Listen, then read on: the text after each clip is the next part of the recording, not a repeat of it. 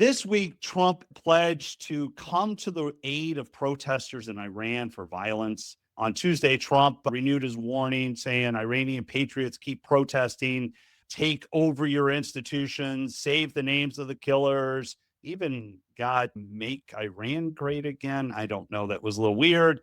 And then earlier this week, he actually said Iran's not killing people or not killing protesters anymore, but yet we're still pulling out non essential people in the Middle East. It really does seem to me that we're reaching a point where Trump just wants to flex.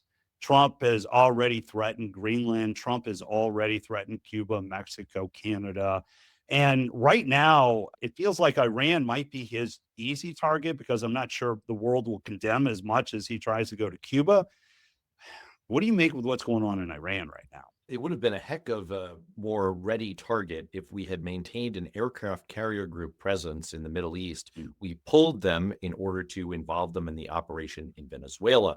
One was a war of choice. The other was perhaps a war that's being thrust upon us. Look, I don't think that there's a simple partisan sides answer to this. I think it's complex. I think it's filled with unintended consequences. I don't think that there's a clear path forward. And often the steps we take lead to reverberations many years later that we can't comprehend. If we were to eliminate this horrible Iranian regime, we don't know what would follow it. And we learned in a very bitter way what can happen when there's a power vacuum in this area of the world in Iraq.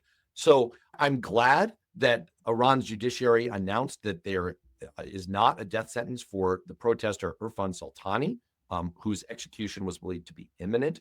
I'm glad that the assessment is that the violence against protesters has slowed. I don't actually have an answer for the proper next step here. I just pray that level-headed, sane, cautious people are going to have prominent voices in this administration, because that has not always been the pattern thus far.